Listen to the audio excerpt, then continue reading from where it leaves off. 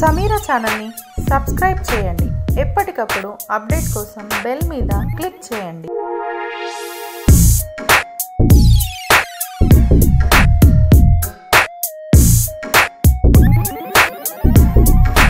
ఇప్పుడు రాష్ట్ర ప్రభుత్వ నూతన వ్యవసాయ విధానం ముఖ్యమంత్రి గారి యొక్క ఆలోచన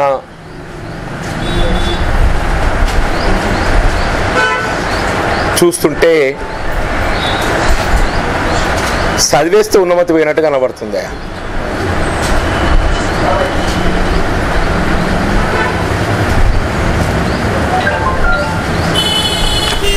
అంటే వాస్తవంగా రాష్ట్రం పురోగమన దిశలో పోవాలని చెప్పని ఏదైతే మనం భావించడం జరుగుతుందో, వీళ్ళ ముఖ్యమంత్రి గారి యొక్క ఆలోచన విధానాన్ని మనం గమనిస్తే తిరోగమన విధానంగా పోతున్నట్టు కనబడుతుంది.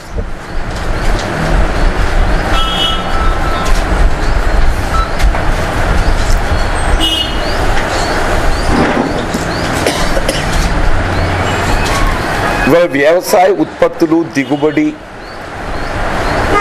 మార్కెటింగ్ విధానం ఇదంతా నేషన్ యాజ్ ఎ యూనిట్, దేశం ఒక యూనిట్గా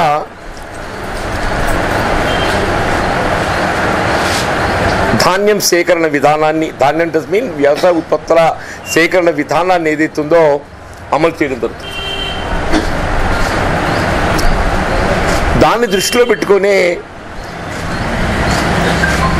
2004-05కు పూర్వం ఈ వరి ధాన్య సేకరణకు సంబంధించి 2007-08కి పూర్వం అంటే రాష్ట్రంలో తిరిగి కాంగ్రెస్ ప్రభుత్వం ఏర్పడే నాటికి ఏదైతున్నదో పూర్తిగా మిల్లర్ల పైనే ఆధారపడి మనం ధాన్యాన్ని విక్రయించుకునేటట్టు ఒక పరిస్థితి ఉండే. వీళ్ళ కేంద్ర ప్రభుత్వం ఏదైతుందో వీళ్ళ వరి ధాన్యం పట్ల కనీస మద్దతు ధర ప్రకటింపబడ్డప్పటికీ మినిమం సపోర్ట్ ప్రైస్, ఆ కనీస మద్దతు ధర పొందటానికి ఏదైతుందో మిల్లర్ల దయాదాక్షిణ్యం పైన మనం ఆధారపడే పరిస్థితి ఉండే. కాబట్టి ఆనాడు 450-500 రూపాయల క్వింటల్ ఉన్నటువంటి ఒక వరి ధాన్యం మనం 50 రూపాయలు మనకు కోతపడ్డది కనీసం. అంటే about 10% of the cost minimum support ప్రైసే మనకు కోల్పోయింది. ఇవాళ ఈ మినిమం సపోర్ట్ ప్రైస్ ఏదైతుందో కేవలం ప్రకటనకే పరిమితం కాకుండా ఆ ప్రకటింపబడ్డటువంటి ఒక కనీస మద్దతు ధర రైతాంగానికి పూర్తి స్థాయిలో అందింప చేయాలనేటువంటి ఒక భావనతోని 2007-08లో వీళ్ళ గ్రామ స్థాయిలో ఈ ఐకేబీ కొనుగోలు కేంద్రాల ద్వారా కానివ్వండి, ప్యాక్స్ సెంటర్ల ద్వారా కానివ్వండి, ధాన్యం సేకరణ కేంద్రాలను ఆరంభింప చేయడం జరిగింది. ఈ ధాన్యం సేకరణ కేంద్రాలు ఎప్పుడైతే ఆరంభింపబడ్డాయో రైతాంగానికి ఒక ఆత్మవిశ్వాసాన్ని కలిగించే విధంగా, మీకు అడితి లేదు, హమాలీ లేదు, రవాణా ఛార్జీ లేదు, ఏ విధమైనటువంటి కోత లేకుండా కేంద్ర ప్రభుత్వము నిర్ణయించినటువంటి ఒక కనీస మద్దతు ధర పూర్తి స్థాయి లోపల రైతాంగానికి అందింప చేయటానికి ఇవాళ 2007-08లో నూతన విధానాన్ని ఆరంభింప చేసుకోవడం జరిగింది. అంటే ఒక విధంగా అంతవరకు రైస్ మిల్లర్ల చేతిలో బానిసలుగా ఉన్నటువంటి ఒక రైతాంగానికి విముక్తి కలిగించడం జరిగింది. సరే, ఇవాళ ఈ వేసవిలో ఏదైతే ఉన్నదో వీళ్ళ రాష్ట్ర ప్రభుత్వం వీళ్ళ కనీస మద్దతు ధర కల్పించడానికి ధాన్యం సేకరణ కేంద్రాలు నిర్వహింప చేస్తున్నప్పటికీ వీళ్ళ రైస్ మిల్లర్స్ ఏదైతే ఉన్నదో కొన్ని విత్తనాల వల్ల వాళ్ళకి ఆశించిన దిగుబడి రావటం లేదు, అవుట్పుట్ రావటం లేదు అని చెప్పని ఒక సాకుతోని ప్రతి బ్యాగ్ 2 కిలోలు కనీసం అదనపు తూకం వేస్తుంది. అంటే పర్ క్వింటల్ దాదాపు 5 కిలోలు ఏదైతుందో రైతు తను నష్టపోతుంది. ఇదేదో ఒక రాజకీయ పార్టీగా నేను పేర్కొనడం కాదు. రైతు సంఘాలే కానీ, రైతాంగమే కానీ, పాత్రికేయ సోదరులే కానీ ఇదందరూ కూడా గమనిస్తున్నాం చెప్పంటున్నాను. బేసిక్గా మన ముందున్న సమస్య ఈ రైతు మిల్లర్ల దోపిడీని ఏ విధంగా అరికట్టాల్సింది అనేటువంటి ఆలోచన మనం ఆలోచించాలి. దాని పట్ల దృష్టి పెట్టకుండా ఇలా రైతాంగానికి వరి ధాన్యానికి ఏదైతే కొంత మేరకు మద్దతు ధర పొందటానికి ఉన్నటువంటి అవకాశాన్ని ఒక విధంగా నీరు గార్చే విధంగా ఇలా ఏ గ్రేడ్ 1గా గుర్తింపు పొంది ఫైన్ వెరైటీగా సేకరింపబడుతున్నటువంటి వరి ధాన్యాన్ని దొడ్డు రకంగా పేర్కొంటూ వాస్తవంగా భారత ఆహార సంస్థ ఫుడ్ కార్పొరేషన్ ఆఫ్ ఇండియా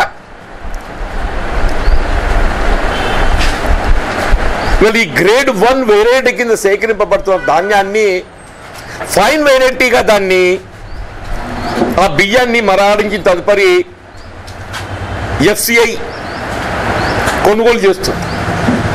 దానికి దొడ్డు రకమైన ఒక పేరు పెట్టి సరే ఇంతకంటే బెటర్ రైస్ ఉంటే you can call it as a super fine variety. ఈ grade 1 is a fine variety. ఇలా సన్నడ్లు అని మనం ఏదైతే భావిస్తున్నామో you can call it as a super fine variety. వాస్తవంలో రాష్ట్ర ప్రభుత్వమే కానీ కేంద్ర ప్రభుత్వం కానీ ఆలోచన చేయవలసింది రైతాంగానికి ఏ రకమైనటువంటి ఒక వ్యవసాయ ఉత్పత్తులతో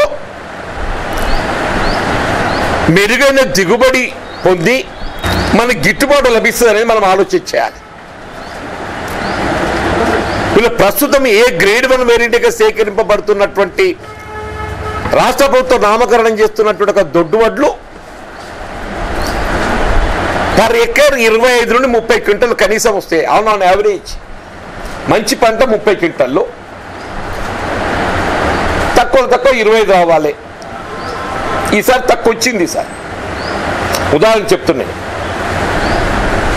అదే ముఖ్యమంత్రి గారు నామకరణం చేసేటటువంటి ఏ సన్నడ్లు ఉన్నాయో తెలంగాణ సోనా మసూరి కానీ or whatever it is, అది 25 మించి వచ్చే అవకాశం లేదు. ఈ గ్రేడ్ 1 వెరైటీ దొడ్డు వడ్లుగా మనం పిలువబడుతున్నాయో ఇంతకంటే ఒక 5 క్వింటల్ మినిమం తక్కువ వస్తాయి. మినిమం. ఇది ఏ వ్యవసాయ అధికారిని మీరు సంప్రదించినా ఇది చెప్పగలుగుతారు. ఆన్ పార్ విత్ ఏదైతుందో దొడ్డు వడ్లు పిలువబడేటటువంటి ఈ గ్రేడ్ 1 వెరైటీతో సమానంగా వచ్చే అవకాశం లేదు. దానికి తోడు దీని కాల పరిమితి ఒక నెల రోజులు ఎక్కువ ఉంటుంది. దాన్ని ఇది 4 మాసాలు ఉంటుంది, 5 మాసాలు ఉంటుంది. దానికి చీడపురుగు ఆశించే అవకాశం ఎక్కువ ఉంటుంది.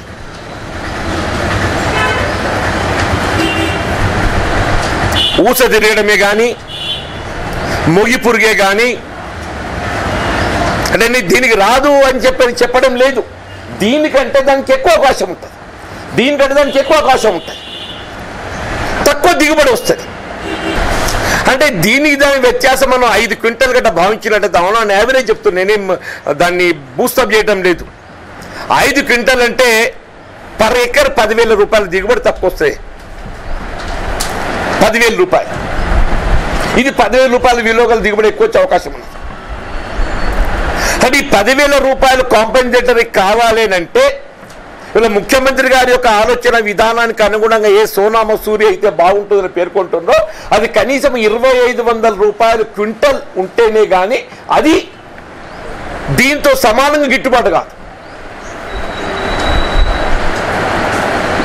ఇది వల్ల 1835 రూపాయలు ఉన్నదే, రేపు ఇది 1900 కావచ్చు, 2000 టచ్ కావచ్చు, మొత్తం 1900 క్రాస్ అవుతుంది. మన కొత్త ప్రైస్ ఇండెక్స్ వస్తుంది, రేపు మన కొత్త ప్రైస్ ఇండెక్స్ వస్తుంది. డెఫినెట్గా 100 రూపాయలు పెంచగలిగినా కానీ 1900, 1950 అవుతుంది. అది ఏదైతుందో ఇలా సీఎం గారు పేర్కొనేటటువంటి ఆ సోనా మసూరి సన్న వడ్లు పేర్కొంటుందో అది మార్కెట్లో 2500 రూపాయలు క్వింటల్ రైతుకు మీరు కనీస మద్దతు ధర కల్పించగలిగినప్పుడు మాత్రమే అది రైతుకు ఇంతకంటే మెరుగ్గా ఉంటుంది తప్ప లేకుంటే కాదు. ఇవాళ ఈ గ్రేడ్ 1 వేరియట్ ఏదైతే మీరు దొడ్డు వడ్లు పేర్కొంటున్నారో దీనికి మార్కెటింగ్ పట్ల ఏదైతున్నదో ఇబ్బందులు లేవు, అది ఇంపార్టెంట్. మార్కెటింగ్ పట్ల ఇబ్బందులు లేవు. రాష్ట్ర ప్రభుత్వం వరి ధాన్యాన్ని సేకరించి దాని మిల్లుల ద్వారా మరాడించి భారత ఆహార సంస్థకు ఏదైతుందో బదిలీ చేసే అవకాశం ఉంది. నువ్వు ఎంత ధాన్యాన్ని ఉత్పత్తి చేసినా భారత ఆహార సంస్థ కొనుగోలు చేయడానికి సిద్ధంగా ఉన్నది. ఇలా పంజాబ్ రాష్ట్రం ఏదైతుందో మనకంటే అధిక శాతంలో దిగుబడి చేస్తుంది, మనకంటే అధిక శాతంలో బియ్యం ఏదైతుందో భారత ఆహార సంస్థకు సరఫరా చేస్తుంది.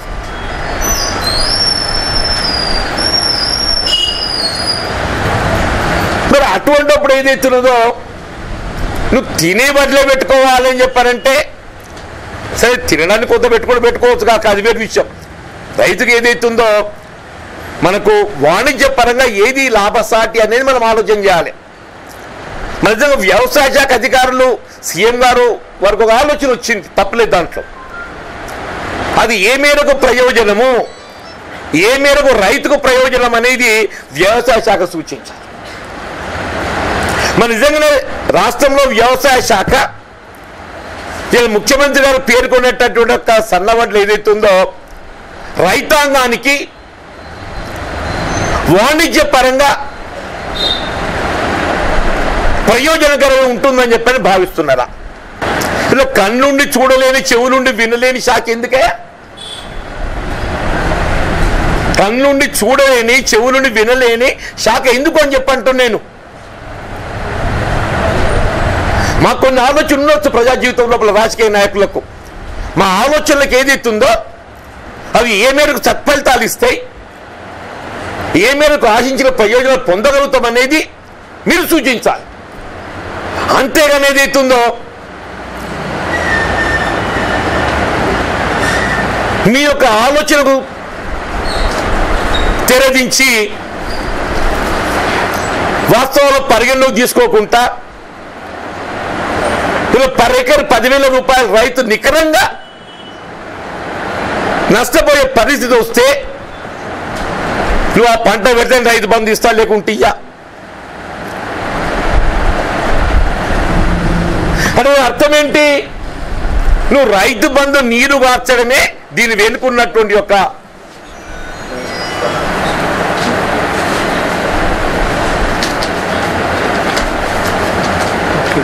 కుట్ర. అలా నువ్వు ఏదైతున్నదో ఏ విధమైనటువంటి ఆంక్షలు లేకుండా, ఏ విధమైన పరిమితులు లేకుండా రాష్ట్రంలో ఎంత సాగు విస్తీర్ణత ఉంటే అంత సాగు విస్తీర్ణతకు ఏదైతుందో నేను రైతు బంధు ప్రయోజనం సమకూరుస్తా అని చెప్పని నువ్వు రెండో పర్యాయం ఎన్నికల్లో అధికారం రావడం జరిగింది.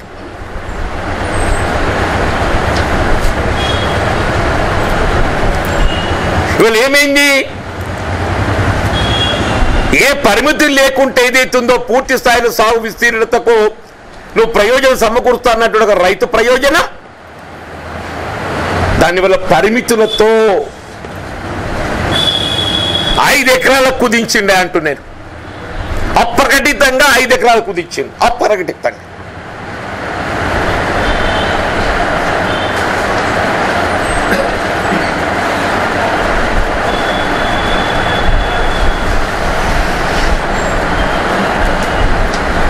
ఉదాహరణకు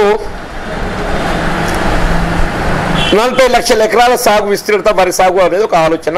అందులో సగం సన్న బెట్టు అంటుండు, సగం ఏదైతుందో గ్రేడ్ 1 దొడ్డు బెట్టు అంటుండే. అంటే ఈ సగం ఈ 20 లక్షల ఎకరాలు ఏదైతే నువ్వు గ్రేడ్ 1 వెరైటీ నువ్వు దొడ్డుబట్లుగా నామకరణం చేసినావో అది సాగు చేసిన రైతు బంధు ఇవ్వమన్నట్టే కదా నీ ఆలోచన. నేను కేవలం నేను చెప్పినట్టు నువ్వు ఇత్తనం పెడితే నీకు ఇస్తా లేకుండా లేదు అంటున్నావు.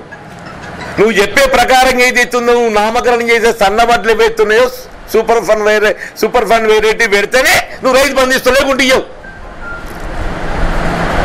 ఎవడన్నా ఇంతవరకు గ్రేడ్ 1 వెరైటీగా సేకరింపబడుతున్నట్టు వరి ధాన్యం ఉత్పత్తి చేస్తే రైతు బంధు ఇవ్వవు నువ్వు. మనకు 20 లక్షల ఎకరాలు ఏదైతుందో సీఎం గారి ఆలోచన ప్రకారంగా కూడా పెట్టే అవకాశం ఉన్నది. అంటే 20 లక్షలు ఇంటూ 5,000 రూపాయలు ఎంత అవుతుంది?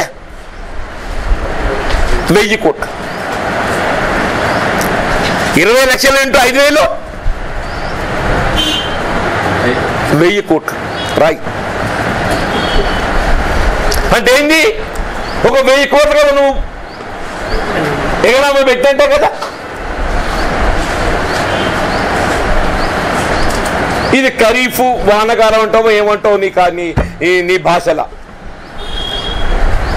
రేపు యాసంగికి వచ్చారు కదా రబీకి 40 లక్షలు ఇదే పెడతారు. అప్పుడు సన్నడ్లు పెట్టే అవకాశం లేదు.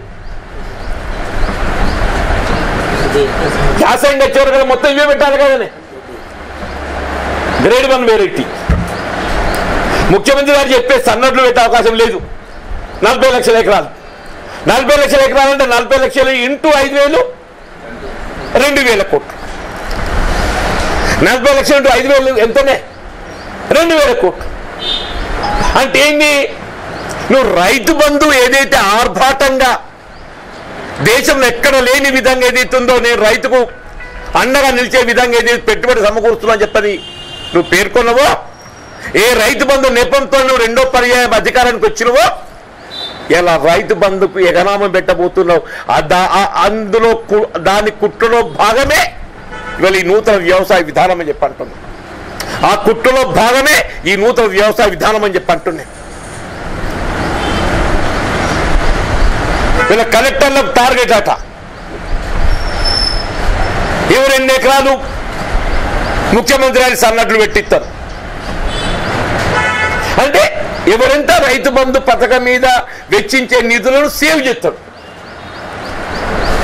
ఎవరెంత రైతు బంధు నెప మీద వెచ్చించగలిగే భారం అవకాశం ఉండే నిధులను మిగులు చేస్తాడు.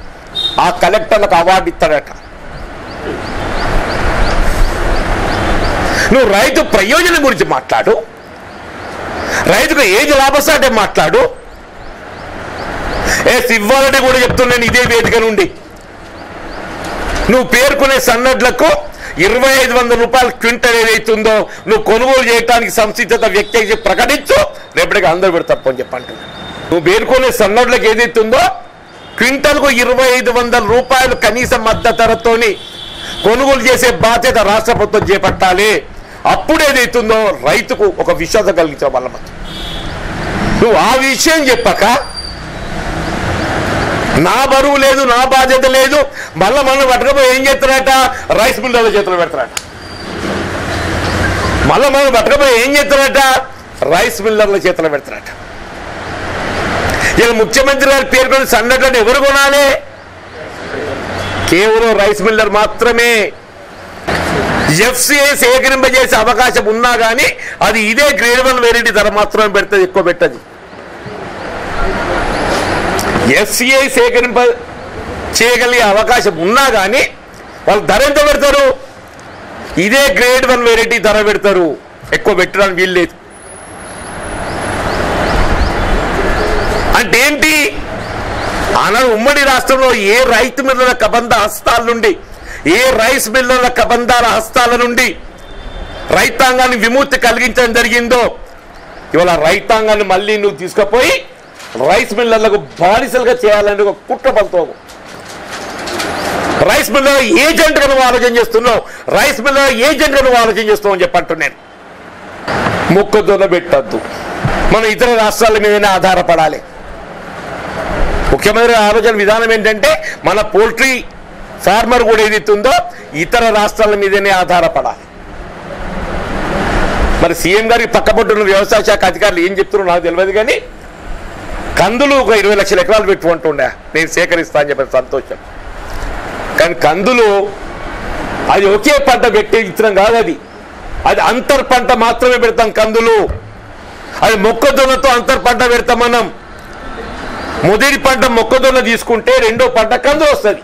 కందులు ఏదైతుందో కేవలం అంతర్ పంటగా మాత్రమే సాగు చేస్తారు దాన్ని. మొదటి పంట మొక్కజొన్న మనం పొందగలిగి రెండో పంటగా కందులు ఏదైతుందో మనం తీస్తాం. నువ్వు మొక్కజొన్న పెట్టద్దు అంటే మరి ఆయన అసలు ఈ వ్యవసాయ శాఖ అట్లా పెట్టరా సార్? అది కందు అంతర్ పంట మాత్రం పెడతాం సార్, మొదటి పంట మొక్కజొన్న వస్తుంది సార్ దాన్ని చెప్పద్దే. పసుపు పెట్టుకోండి సంతోషం. పసుపులు కూడా మొదటి పంట మొక్కజొన్ననే. మొక్కజొన్న మనకు పెట్టుబడి వస్తే కొంత మనకు ఏదైతుందో సన్నీళ్లకు వెన్నీళ్ళు ఆసరా అయినట్టు, వెన్నీళ్ళు సన్నీళ్ళు వెన్నీళ్ళ ఆ వేడినీళ్ళ సన్నీళ్ళు ఆసరా అయినట్టు ఏదైతుందో అది మొక్కజొన్న ఉపయోగపడుతుంది. ఈ రెండు కందులు కానీ పసుపు కానీ ఈ ఏక పంట మనము విత్తనం విత్తే పంటలు కాదు ఇవి. పసుపు కానీ కందులు కానీ. పెసళ్ళు ఏక పంట పెట్టచ్చు, పెసళ్ళు ఒకటే పంట పెట్టచ్చు. అణువులు పెట్టరు, మళ్ళా అణువులు కూడా కొండలు వేస్తారు, కందులు కొండలు వేస్తారు, పసుపు మొక్కజొన్న అంతర్ పంట వేస్తారు. కాబట్టి ఏదో మొక్కజొన్న నిషేధము మీరు పెడితే నేను రైతు బంధు ఇయ్యా. ఇలా పసుపు కొనుగోలుకు సంబంధించి సీఎం గారి స్వయంగా చట్టసభలో శాసన మండలిలో మార్కెట్ ద్వారా రాయితీతో కొనుగోలు చేస్తా అని చెప్పని ప్రకటించింది. ఇలా సీఎం గారి యొక్క మాటకే విశ్వాసం లేకుంటే, విశ్వసనీయత లేకుంటే దేనికుంటుందే? ఆ పొరుగు రాష్ట్ర పొల్లగాడు 6,250 రూపాయల కిట్టలు కొంటుండే. పొరుగు రాష్ట్ర పొల్లగాడు 6,250 రూపాయల కిట్టలు కొంటుండే. ఆనాడు ఉమ్మడి రాష్ట్రంలో పప్పు దినుసులకు ఏదైతుందో 200 నుండి 500 రూపాయల ప్రోత్సాహం ఇచ్చినాం. నువ్వు కొనుగోలు చేస్తా కాదు, ఒక్కసారి ఏదైతుందో నీ మార్కెటింగ్ శాఖ వ్యవసాయ శాఖతో ఏదైతే వివరాలు తెప్పించుకో. ఆనాడు ఉమ్మడి రాష్ట్రంలో రాజశేఖర రెడ్డి గారు ముఖ్యమంత్రి ఉండగా పప్పు దినుసుల పైన 200 నుండి 500 రూపాయలు పర్ క్వింటల్ ప్రోత్సాహం ఇచ్చిన దాని సంగతి మాట్లాడు. ఆనాటి నుండి ఇవాళ లెక్క పెడితే కనీసం 1000 రూపాయలు ఇవ్వాలి పర్ క్వింటల్. నువ్వు కందులు కానీ పెసర్లు కానీ శనగలు కానీ అనుములు కానీ పర్ క్వింటల్ 1000 రూపాయలు ప్రోత్సాహం ఇవ్వాలి రైతుకు ఏదైతుందో. అప్పుడు అది కొంత లాభసాటిగా ఉంటుందని చెప్పని మొగ్గు చూపుతాడు. మొక్కజొన్న అంతర్ పంటకు వేసైనా కానీ మొగ్గు చూపుతాడు. నువ్వు ఆ ప్రోత్సాహం చెప్పకుంటే ఏదైతుందో నువ్వు కందులు ఇయ్యు, అదంతా 4-5 క్వింటల్ రాదు. నువ్వు కందులే అంటే అన్నట్టే. ఇలా కాటన్ 50 లక్షల ఎకరాలు దానికి 20 పెంచాలి, 70 లక్షలు చేస్తా అంటాడు. సంతోషం. కానీ ఇవాళ కాటన్ కూడా ప్రస్తుతం ఉన్న పరిస్థితుల్లో రైతుకు ఆశించినటువంటి ఒక మనం ఫలితం పొందటం లేదు. పత్తి ఏరడానికి 25% కూలీలకు పోతుంది. పత్తి ఏరడానికి 25% కూలీలకు పోతుంది.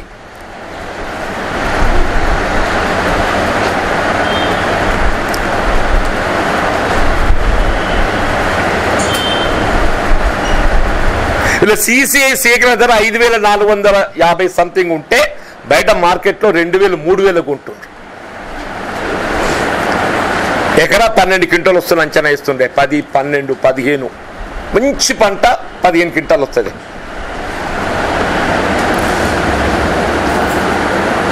మూడు పిక్కింగ్స్ వస్తాయి, 3 వస్తాయి. మొదటి పంట మంచి పంట వస్తుంది. మొదటి పంట ఏదైతుందో ఎకరానికి 10 మంది కూలీలు అవసరం పడితే మొదటి ప్లక్కింగ్, రెండో దానికి ఏదైతే 15 మంది కావాలి, మూడో దానికి 20 మంది కావాలి.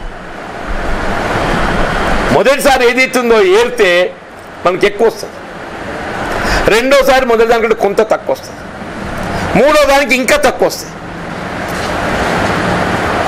ఆ లెక్కన 10, 15, 25, 20, 45. ఒక ఎకరా పత్తి ఏరడానికి 45 మంది కూలీలు అవసరం పడతారు. 3 సార్లు కలుపుకొని 1 ఎకరా పత్తి ఏరడానికి 45 మంది కూలీలు అవసరం పడతారు.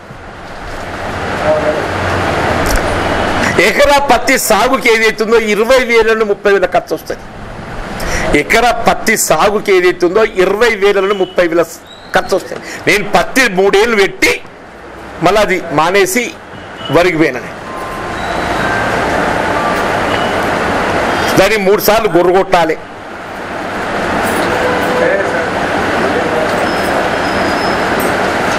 వీళ్ళు 45 మంది కూలీలు అంటే 45 ఇంటూ 300 రూపాయలు. 45 ఇంటూ 300 అంటే 43లో 12,000, 13,500. 13,500 రూపాయలు కూలీల భారం అవుతుంది 1 ఎకరా పత్తి మీద. నిజంగానే మీరు పత్తిని ప్రోత్సహించాలని చెప్పారంటే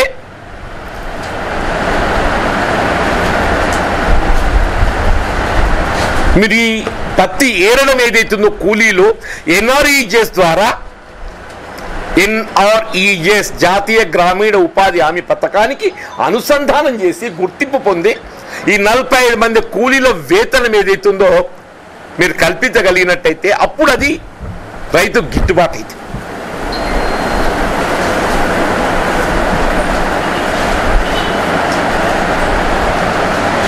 అంటే కూలీల భారం వ్యవసాయం లోపల పత్తి మీద ఉన్నంత అధిక భారం దేని మీద ఉండదే. ఇప్పుడు వరి మీద కేవలం నాట్లప్పుడు ఉంటాయి మాకు.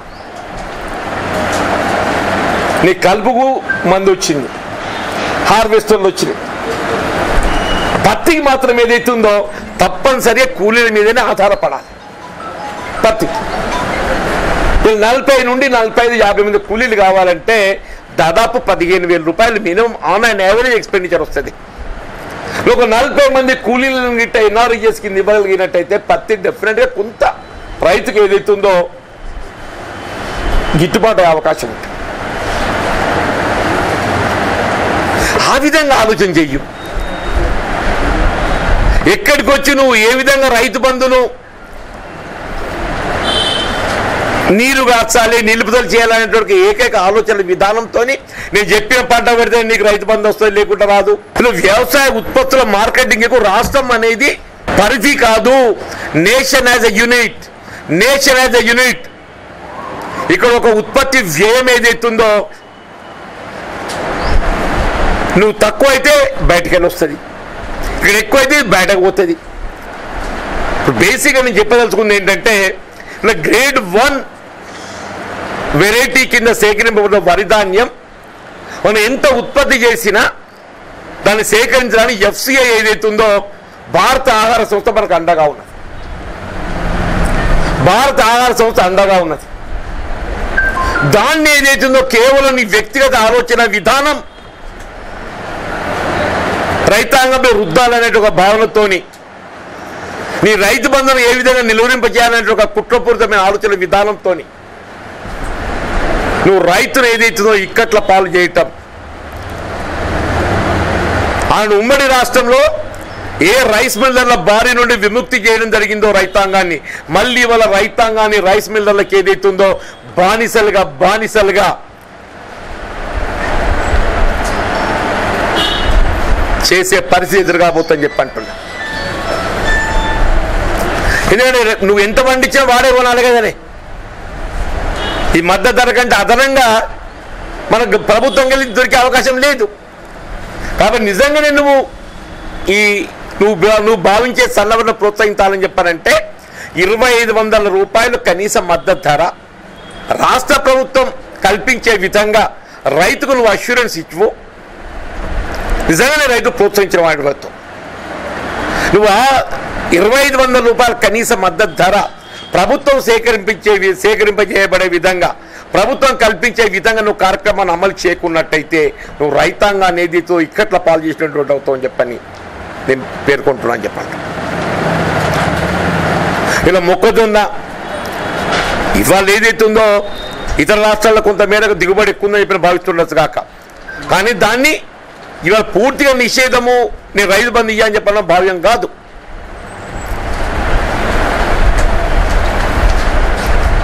కొన్ని నేలలు ఏదైతున్నదో మొక్కజొన్న తప్ప నీకు వేరే కాదు. వీళ్ళ ఏ విధంగా కంది పసుపు అంతర్ పంటగా మొక్కజొన్న వేయడం తప్పనిసరిగా భావిస్తామో కొన్ని నేలలు మొక్కజొన్న తప్పనిసరిగా వేయాలి. ఇవాళ పత్తి అనేది ఏదైతుందో అచ్చుకట్టిన పొలంలో పత్తి రాదు, నీళ్లు నిలబడతాయి. అచ్చుకట్టిన పొలంలో అంటే పొలం చేసిన దాంట్లో ఏదైతే ఉన్నదో నేను పత్తి వేస్తా అని చెప్పి అంటావు అనుకో, అప్పుడు ఏమవుతుంది, నీళ్లు నిలబడి జాలు వస్తాయి. ఆ అవకాశం లేదు.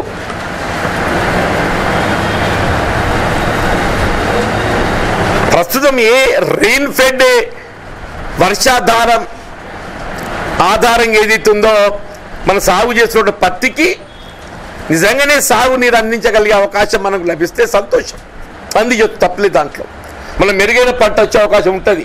కానీ గతంలో వరి సాగు చేసినటువంటి ఒక నేలల్లో నువ్వు పత్తి వేయాలంటే మాత్రం సాధ్యం కాదు.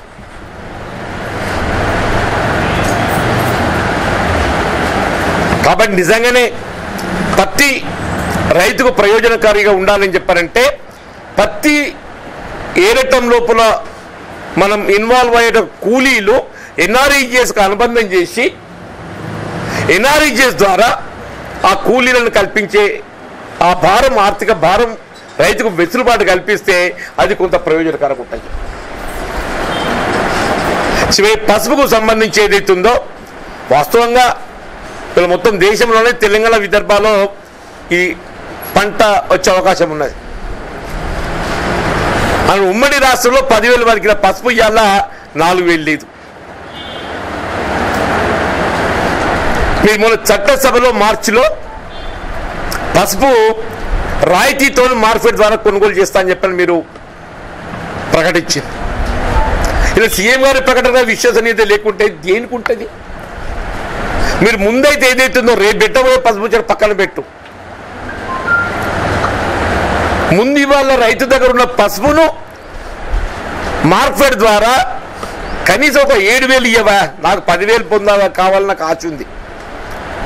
10,000 కాకుండా కనీసం 7,000 కల్పించి దాన్ని సేకరింప చేయాలని చెప్పని నేను ప్రభుత్వాన్ని డిమాండ్ చేస్తున్నా. అప్పుడు మాత్రమే నిజంగా ప్రయోజనకరంగా ఉంటుంది. కానీ లేక నువ్వేదో నీ ఆర్భాటాలకు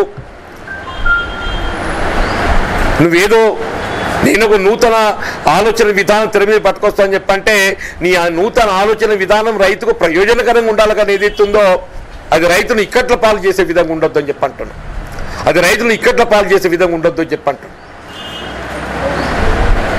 దానికి మీరే బాధ్యత వహించాల్సి ఉంటుందని చెప్పని కూడా నేను హెచ్చరిస్తాను. Thank you.